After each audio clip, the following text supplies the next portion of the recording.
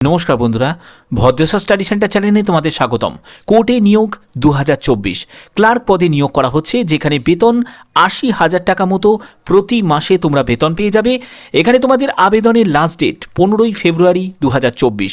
সম্পূর্ণ বিস্তারিত তথ্য এই ভিডিওর মাধ্যমে তোমরা জানতে পারবে। তার জন্য ভিডিওটা কিন্তু খুবই ইনফরমেটিভ হতে চলেছে। ভিডিওটাকে এখনই একটি লাইক করে চ্যানেলটাকে সাবস্ক্রাইব করে বেল আইকন অল করে নাও। তো চলো মূল ভিডিওতে চলে যাচ্ছি। তো বন্ধুরা, আমি পিডিএফটা ওপেন করে নিয়েছি। তোমাদের সুপ্রিম কোর্ট অফ ইন্ডিয়া অর্থাৎ সুপ্রিম কোর্টে তোমাদের নিয়োগ করা হচ্ছে।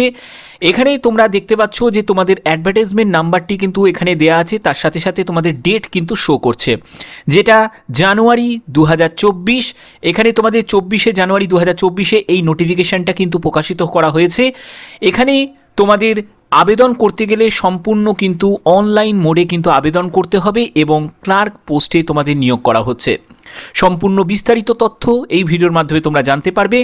এখানে তোমাদের বেতন সহ প্রতিটি তথ্য কিন্তু খুবই গুরুত্বপূর্ণ। মেথড অফ সিলেকশনের ক্ষেত্রে প্রথমে তোমাদের পার্ট 1 থাকছে। পার্ট 1টা মাল্টিপল চয়েস টাইপের কিন্তু কোশ্চেন হবে। তারপরে তোমরা চলে যাবে হচ্ছে পার্ট 2। এই পার্ট 2তে কিন্তু সাবজেক্টিভ টাইপের রিটিন এক্সাম হবে। তারপরে পার্ট 3 সেটিতে তোমাদের ইন্টারভিউ হবে। অর্থাৎ এই তিনটে স্টেপ কিন্তু তোমাদের থাকছে। অর্থাৎ যেটা লিখিত পরীক্ষার স্টেপ কিন্তু এই পার্ট 1 এবং পার্ট 2, যেটি এমসিকিউ, আর পার্ট 2তে থাকছে হচ্ছে সাবজেক্টিভ। ঠিক আছে, তো আশা করি তোমাদের এই ব্যাপারটা তোমাদের ক্লিয়ার হয়ে গেছে। তো এখানে দেখো যে তোমাদের এখানে registration of application and payment of fees, অর্থাৎ আবেদন মূল্য জমা দেওয়া এবং অ্যাপ্লিকেশন যে রেজিস্ট্রেশন করতে হবে, তার জন্য তোমাদের কি করতে হবে, যে এই যে সুপ্রিম কোর্টের যে অফিসিয়াল যে ওয়েবসাইট আছে www.sci.government.in, এই ওয়েবসাইটে তোমাদের ভিজিট করে সম্পূর্ণ অনলাইন মোডে কিন্তু আবেদন করতে হবে। তার জন্য প্রথমে তোমাদের আগে একটি রেজিস্ট্রেশন করতে হবে। প্রথমে তোমাদের রেজিস্ট্রেশন করতে হবে, তারপরে তোমাদের অ্যাপ্লিকেশন প্রসেসটা পরবর্তী স্টেপে তোমাদের কমপ্লিট করতে হবে। তো কবে থেকে শুরু হয়েছে রেজিস্ট্রেশন? দেখো 25শে জানুয়ারি থেকে তোমাদের রেজিস্ট্রেশন শুরু হয়েছে। এখানে তোমাদের যে লাস্ট ডেট সেটি 15ই ফেব্রুয়ারি 2024। তো এক্ষেত্রে তোমাদের কিন্তু সম্পূর্ণ অনলাইন মোডে খুব দ্রুত কিন্তু আবেদন কমপ্লিট করতে হবে। তো এখানে আবেদন করার আগে তোমাদের কিন্তু পেমেন্ট অফ ফিস অর্থাৎ আবেদন মূল্য যে জমা করতে হবে সেটি হচ্ছে 500 টাকা আবেদন মূল্য জমা করতে হবে, প্লাস ব্যাংক যেসব চার্জ থাকছে সেটা থাকছে। এখানে বলছে throw online mode only, fee shall not be accepted any other form, অর্থাৎ অন্য কোনো মাধ্যমে কিন্তু তোমাদের আবেদন মূল্য জমা করা যাবে না। এখানে সম্পূর্ণ কিন্তু অনলাইন মোডেই কিন্তু তোমাদের আবেদন অ্যাপ্লিকেশন ফিস কিন্তু জমা করতে হবে।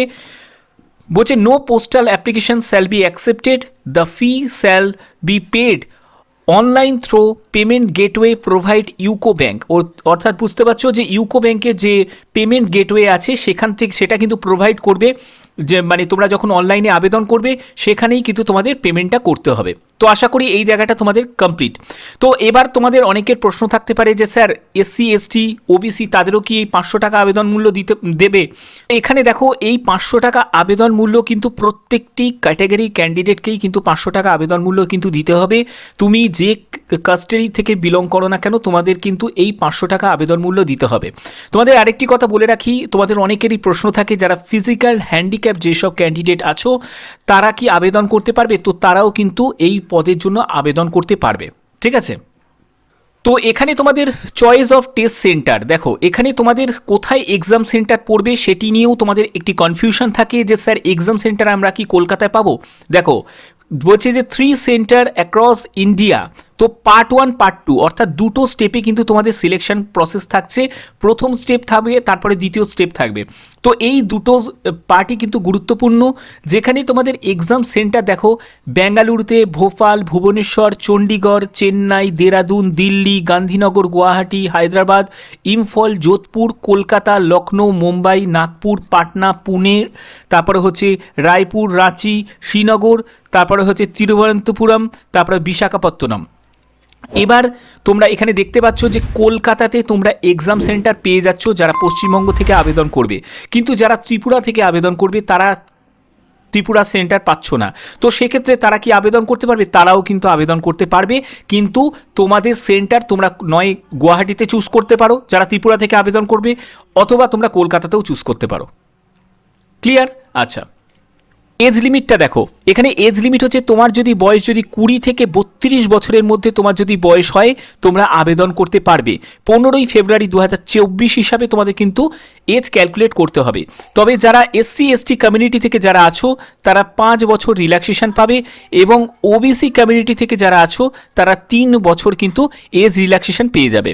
ওকে, তো এখানে তোমাদের যে পোস্টে নিয়োগ করা হচ্ছে সেটি law clerk cum research associate পদে তোমাদের নিয়োগ করা হচ্ছে, যেখানে তোমাদের বেতন 80,000 টাকা প্রতি মাসে তোমরা কিন্তু বেতন পেয়ে যাবে। অ্যাসাইনমেন্ট টার্ম হচ্ছে 2024-25, অর্থাৎ এই 2024-25 তোমাদের পর্যন্ত তোমাদের কিন্তু এই জবটি থাকবে, এবং এটি কিন্তু সম্পূর্ণ কন্ট্রাকচুয়াল ভিত্তিতে কিন্তু নিয়োগ করা হচ্ছে। ঠিক আছে, এখানে টোটাল যে শূন্যপদ সেটি 90টি মতো শূন্যপদে তোমাদের নিয়োগ করা হচ্ছে। এখানে যোগ্যতা যেটি প্রয়োজন সেটি হচ্ছে এসেন্সিয়াল কোয়ালিফিকেশান, দেখো যেটি বলা আছে ল গ্র্যাজুয়েট। তুমি যদি ল গ্র্যাজুয়েট হয়ে থাকো, অর্থাৎ ব্যাচেলার ডিগ্রি ইন ল নিয়ে যদি তোমাদের যদি LLB করা থাকে তাহলে তুমি আবেদন করতে পারবে। ঠিক আছে, এবং বলছে recognise by Bar Council of India enrolment as an advocate. তারপরে দ্বিতীয় বলছে the candidate studying 5th year 5 year integrated law course, অর্থাৎ ইন্টিগ্রেটেড ল কোর্স যদি 3 বছরে তুমি যদি ইন্টিগ্রেটেড ল কোর্স যদি করে থাকো তাহলে কিন্তু এখানে তোমরা যোগ্য আবেদন করতে গেলে। অর্থাৎ এই 1 নম্বর পয়েন্ট 2 নম্বর পয়েন্ট এগুলো কিন্তু তোমাদের দরকার। 3 নম্বর পয়েন্টে যেটি বলছে দ্য ক্যান্ডিডেট মাস্ট রিসার্চ এবং অ্যানালিটিক্যাল স্কিল এবং রাইটিং অ্যাবিলিটি, তারপরে knowledge of computer including retrieval desired information from various engine process such the ESCR, তারপরে হচ্ছে মানুপাত্র, SCC অনলাইন, লেক্সিস, নেক্সিস, তারপরে হচ্ছে ওয়েস্ট ল। তো এই ব্যাপারে তোমাদের কিন্তু জ্ঞান থাকতে হবে, তাহলেই কিন্তু আবেদন করতে পারবে। তো অর্থাৎ বুঝতে পারছো এখানে 1 নম্বর 2 নম্বর এবং 3 নম্বর এই 3টে পয়েন্ট যদি তোমরা ফুলফিল করতে পারো তাহলেই কিন্তু এখানে আবেদন করা যাবে। ওকে, তো এখানে দেখো তোমাদের ডেট অফ এক্সামিনেশন কিন্তু দেওয়া আছে, যেটি তোমাদের প্রথমে কি হবে যে 10ই মার্চ কিন্তু তোমাদের পরীক্ষা হবে। এই 10ই মার্চ তোমাদের পরীক্ষা হবে, তার অ্যান্সার কি তোমরা জানতে পারবে 11ই মার্চ তোমাদের অ্যান্সার কি কিন্তু পাবলিশ করে দেবে ওয়েবসাইটে। তারপরে কি হবে, তারপরে হচ্ছে 12ই মার্চ 2024 দেখতে পাচ্ছ এখানে 12ই মার্চ 2024 কিন্তু অনলাইন অবজেকশন, অর্থাৎ যদি তোমার কোনো তুমি সঠিক উত্তর দিয়ে থাকো কিন্তু তোমাকে সাইটে দেখাচ্ছে যে তুমি কোনো ভুল উত্তর সেটা দেখা শো করছে, তো সেই ব্যাপারে তোমরা কিন্তু অবজেকশন করতে পারবে। তো এই অনলাইন অবজেকশন অ্যাপিল করার জন্য তোমাদের ডেটটা যেটি দেওয়া হয়েছে 12ই মার্চ 2024, অর্থাৎ বুঝতে পারছো এখানে কিন্তু সম্পূর্ণ প্রসেস কিন্তু খুব দ্রুত কিন্তু কমপ্লিট হবে। তো সেক্ষেত্রে তোমরা কিন্তু এখানে আবেদন করতেই পারো যাদের এই যোগ্যতা এবং এজ লিমিট আছে। ঠিক আছে, তাদের জন্য একটা বড় অপরচুনিটি সুপ্রিম কোর্টের তরফ থেকে। তো আশা করি তোমাদের এটি কমপ্লিট একটি ইনফরমেশন দেওয়া হয়েছে। তো এর জন্য অফিসিয়াল লিঙ্ক আমি ডেসক্রিপশনে দিয়ে দেবো, তোমরা সেখান থেকে ডাইরেক্ট ভিজিট করে কিন্তু অনলাইন আবেদন করে নিতে পারো। ঠিক আছে, তো যদি ভিডিওটা ভালো লাগে, আমার চ্যানেলের মাধ্যমে আমি সবসময় প্রয়াস করি, আমি আগেও বলেছি আমি এখনও বলছি, আমি সবসময় প্রয়াস করি প্রতিনিয়ত তোমাদের কাছে জব রিলেটেড সব ধরনের আপডেট দেওয়ার জন্য। তো যদি তোমাদের ভিডিওটা যদি ভালো লাগে অতি অবশ্যই ভিডিওটাতে লাইক করবে, চ্যানেলটাকে সাবস্ক্রাইব করে বেল আইকন অল করে রাখবে। তো আজকের মতো এটুকুই, টাটা।